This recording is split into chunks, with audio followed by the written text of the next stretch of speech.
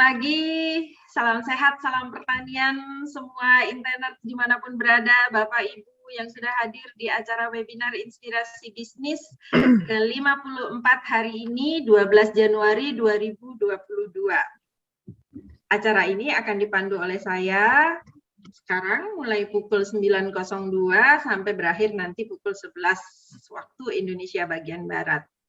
Acara ini alhamdulillah terus dihadiri dari berbagai wilayah Indonesia, baik dari pelaku usaha pertanian, peternakan, dan perikanan, juga dari dinas-dinas terkait.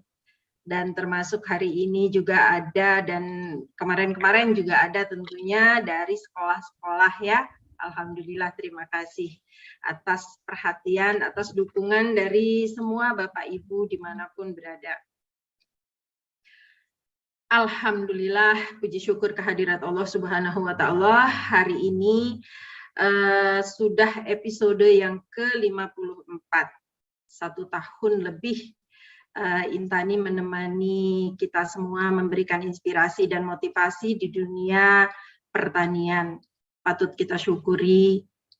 Dan untuk memulai acara, agar acara ini lancar, bermanfaat untuk semua, mari kita membacakan basmalah. Bismillahirrahmanirrahim.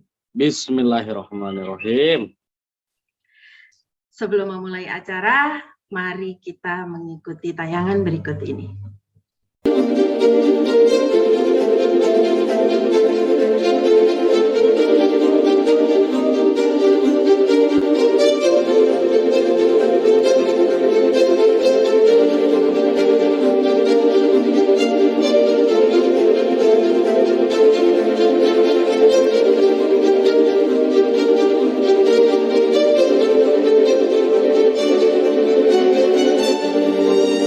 Apresiasi dulu saya kepada Intani ya, yang dimana setiap tayangannya, setiap pertemuan tiap hari Minggu, tiap hari Rabu, saya sendiri pribadi adalah yang beruntung mendapatkan rezeki ilmu pengetahuan baru, ya.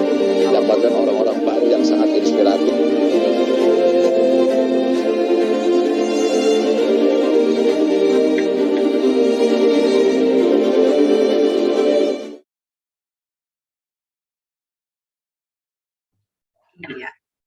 Assalamualaikum warahmatullahi wabarakatuh.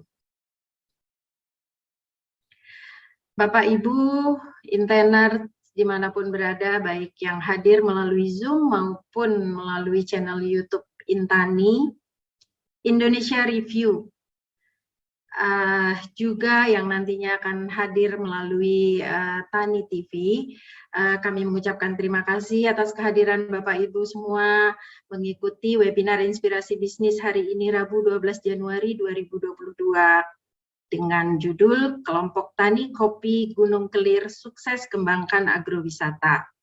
Telah hadir tamu istimewa, narasumber kita yang sangat inspiratif hari ini, Bapak Ngadianto dari kaki Gunung Kelir, Dusun Sirap, Jawa Tengah, Kabupaten Semarang, Jawa Tengah. Selamat pagi Pak Ngadianto.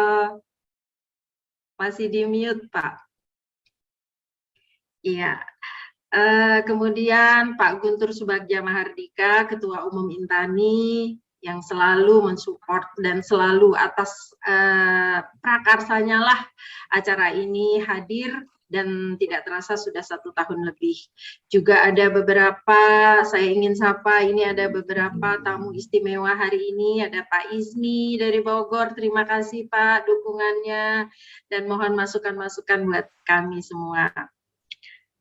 Seperti biasa, acara ini akan dibuka atau akan diberikan kata pengantar oleh Ketua Umum Intani, Guntur Subagja Mahardika, yang saat ini juga sebagai dipercaya sebagai asisten staf khusus Wakil Presiden Republik Indonesia, juga berbagai jabatan yang sedang diemban oleh beliau.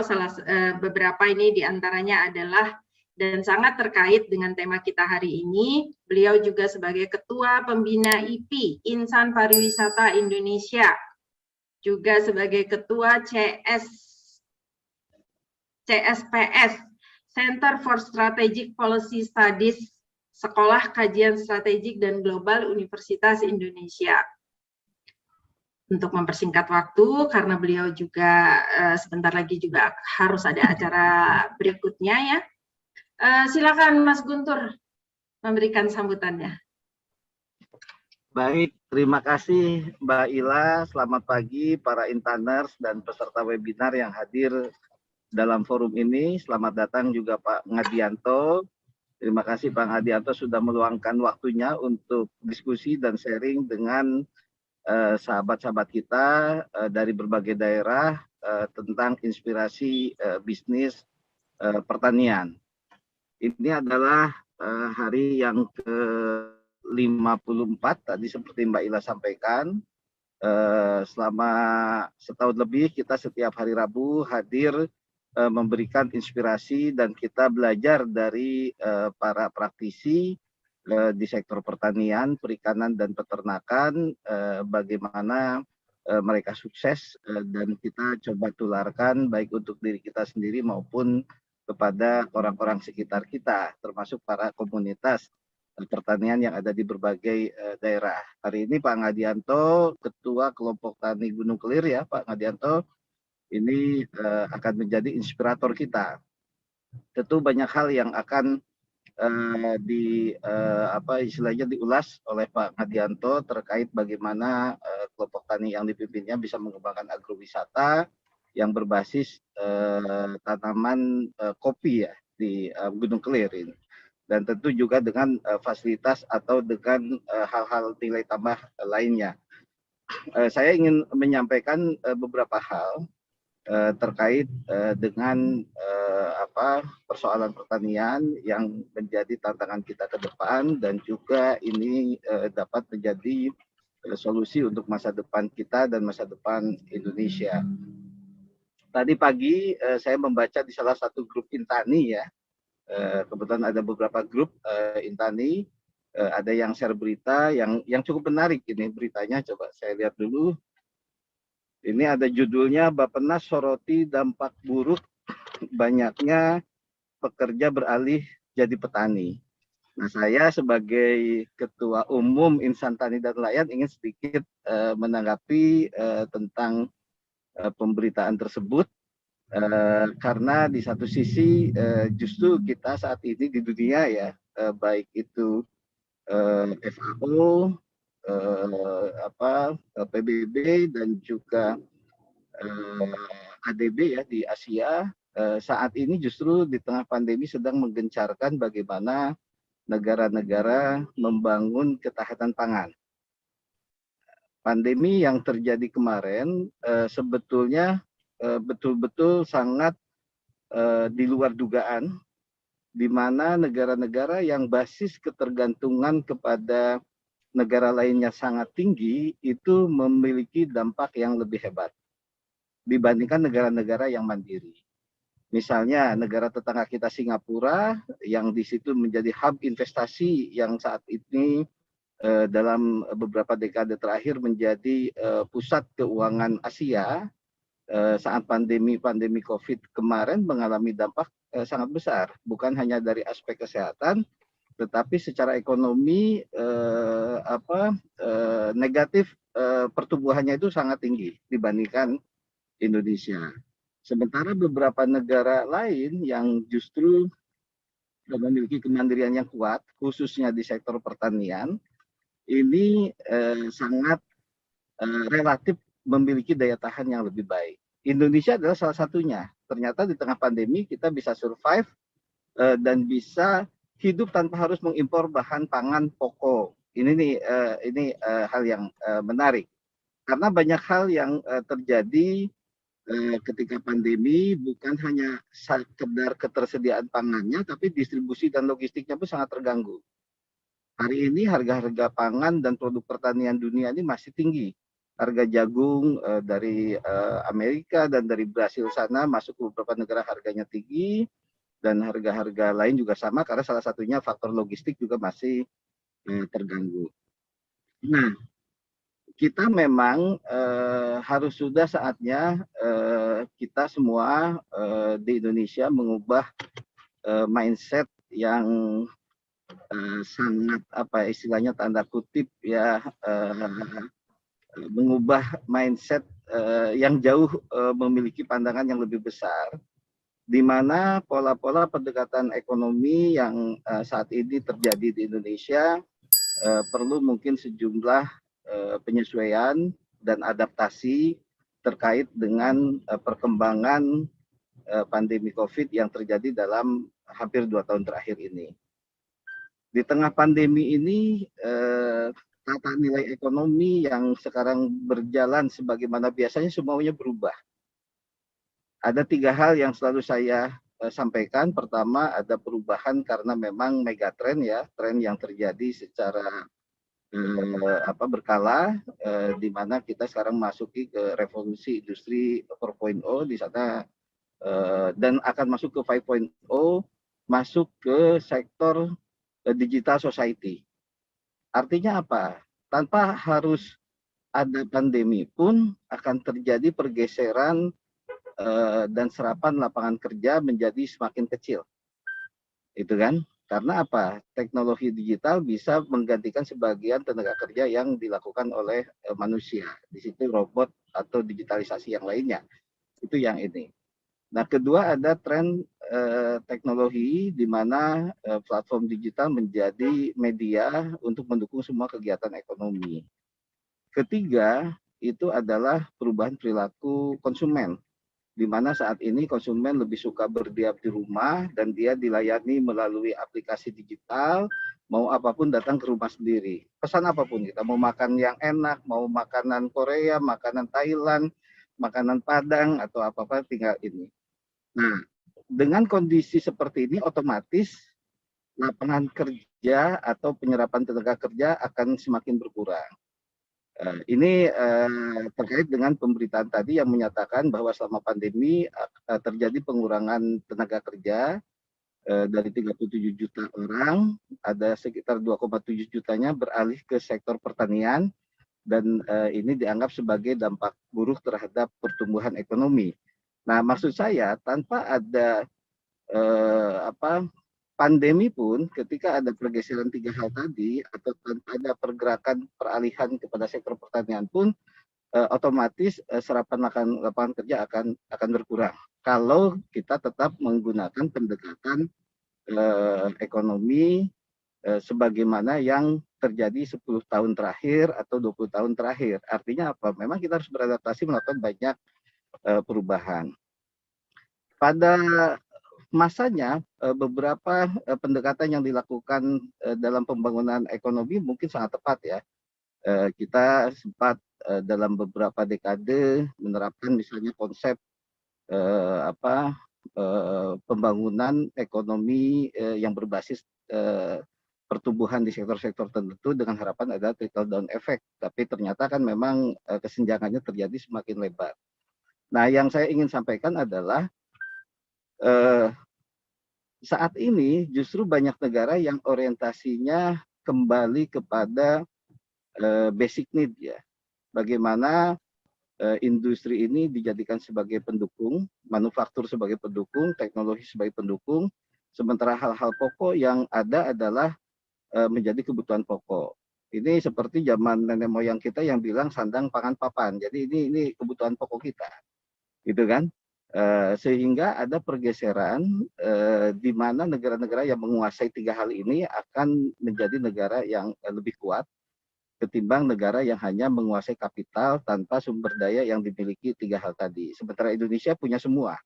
Mestinya Indonesia menjadi unggul kalau Indonesia menjadikan misalnya pertanian dalam arti luas ya, pertanian, perikanan, dan peternakan sebagai core ekonomi. Karena potensi yang dimiliki Indonesia jauh lebih besar dibandingkan potensi negara-negara lainnya. Nah, persoalannya adalah mindset masyarakat kita. Bekerja di sektor pertanian ini adalah pekerjaan pilihan terakhir atau bukan pilihan atau ada kecelakaan itu kan. Kita tidak bisa mengubah bagaimana justru sektor pertanian dijadikan pilihan profesi. Banyak memang kendalanya, tetapi juga banyak kisah sukses. Bagaimana misalnya kita belajar dari Thailand, mentransformasikan 20 tahun lalu dari sektor ekonomi yang berbasis jasa ke sektor pertanian. Negaranya kecil, tetapi dia sekarang menjadi produsen produk-produk pertanian unggul di dunia. Ini apalagi di Asia. Nah, kemudian dari pertanian turunan produknya adalah dia ke food, makanan. Sekarang Thailand bahkan memposisikan karena dia punya market yang sangat besar di Asia sebagai halal kitchen of Asia. Jadi dapur halal untuk kawasan Asia. Kenapa mereka memilih negara Thailand yang penduduk muslimnya hanya 5% memilih makanan halal sebagai keunggulan negaranya? Karena apa? Karena hulu ekonominya adalah pertanian. Turunan dari sektor pertanian salah satunya adalah makanan. Sehingga ini akan menjadi satu kekuatan. Nah, saya sudah menyampaikan di sebelumnya, ketika kita mengembangkan sektor pertanian, kita jangan mempersempit definisi dan cakupan bahwa sektor pertanian itu hanya bicara tentang bertani, tetapi kita harus bicara tentang ekosistem yang ada dalam rangkaian supply chain sektor pertanian. Di situ ada 8 sektor yang sudah saya sampaikan dalam forum ini sebelumnya. Nah, di luar itu ada 5 sektor industri yang akan berkembang ketika kita akan mengembangkan pertanian. Pertama adalah industri pangan itu sendiri, yang memang basisnya pertanian. Kedua adalah yang seperti dikembangkan Pak Ngadianto ini adalah industri pariwisata, ya, pariwisata agro yang berbasis pertanian. Ketiga adalah industri beauty industry, industri kecantikan, kosmetika. Yang ini juga basisnya adalah pertanian. Keempat adalah industri farmasi, kesehatan, yang juga basisnya pertanian. Khususnya di tengah pandemi COVID ini banyak orang yang memilih mengkonsumsi produk-produk kesehatan yang berbasis herbal, pertanian. Dan kelima adalah industri energi yang berbasis pertanian. Di Brasil, biofuel ada yang sudah mencapai 100%. Kita sudah setidaknya ada yang beberapa tahapan yang kini sudah mencapai 10-20%.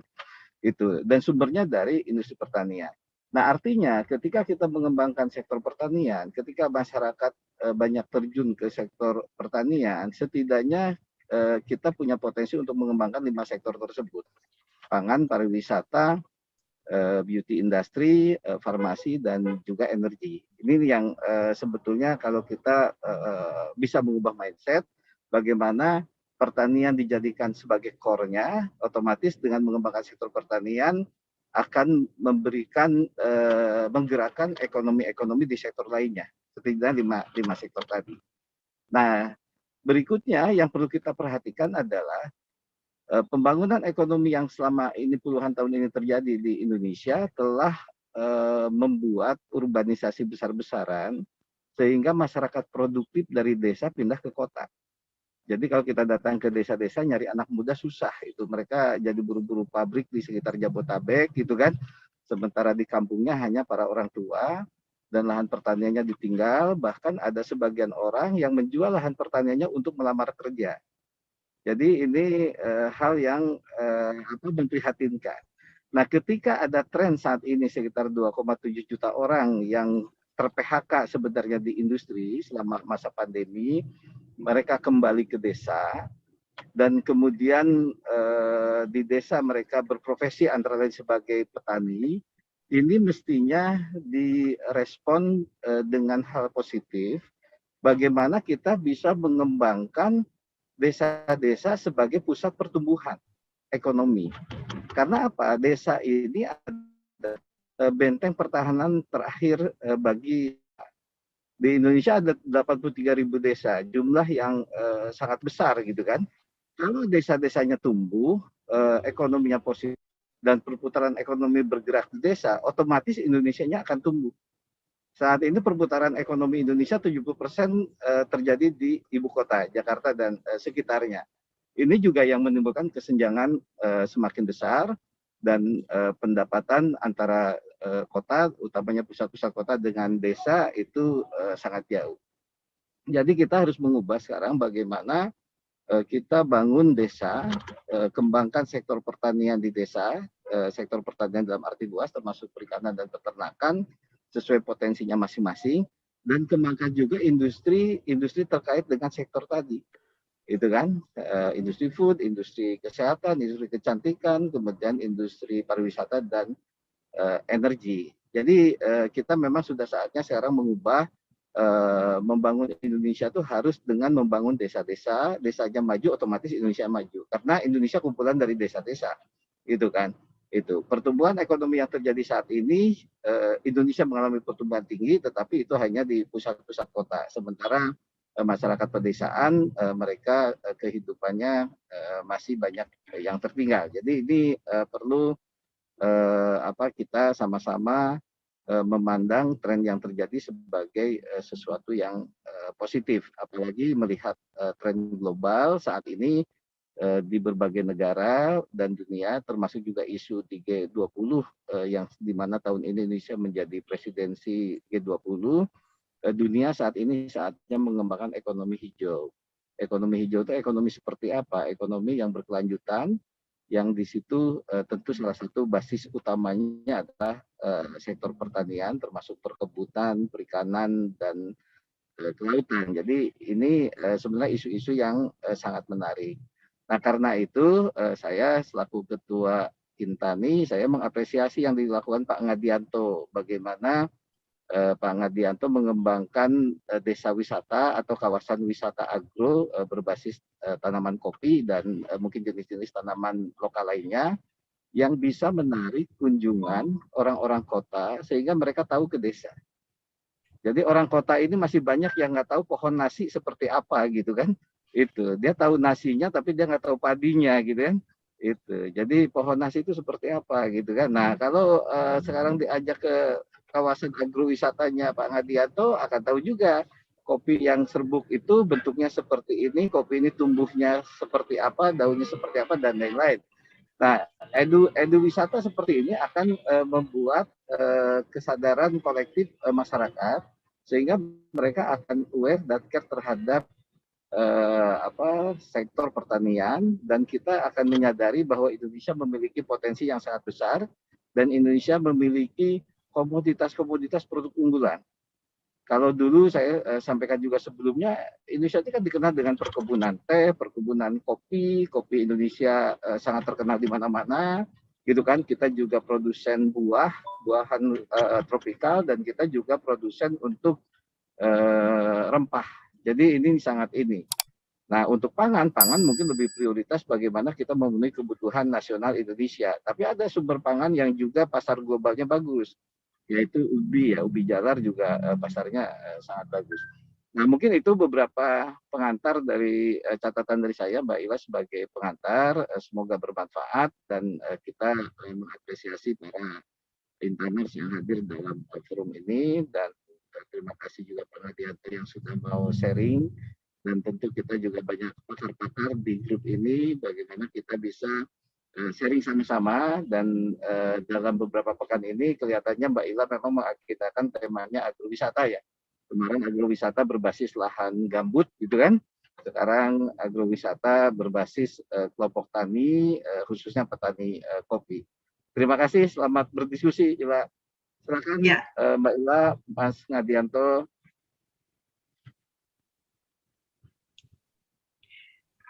Oke, terima kasih Pak Guntur. Ulasannya, pengantarnya begitu luas ya. Seperti tadi Pak Guntur sampaikan bahwa dengan adanya agrowisata berarti meningkatkan nilai dari pertanian itu sendiri. Gitu, karena dengan pertanian kalau mungkin biasanya kopi kita minum, kopi dipanen di desa, kemudian diolah, dibawa ke kota, malah diolahnya di kota. Di kota akhirnya nanti balik lagi ke desa ya Pak Ngadianto ya, minum kopi saset. Nah sekarang bagaimana menciptakan pasar itu semuanya ada di desa, gitu. Menjadikan tadi kalau Pak Guntur sudah singgung soal ekosistem, nah sekarang ekosistemnya kita buat di desa, lengkap dari hulu sampai hilir. Gitu ya Pak Ngadianto ya, luar biasa. Ya. Untuk berdirinya agrowisata Dusun Kopi Sirap itu 3 tahun yang lalu. Pertanian kami kan nggak begitu luas, Bu. Mungkin hanya cuma 3/4 hektar untuk satu anggota keluarga. Nah itu gimana kita harus berkreativitas, inovasi untuk mencukupi kebutuhan selama 1 tahun.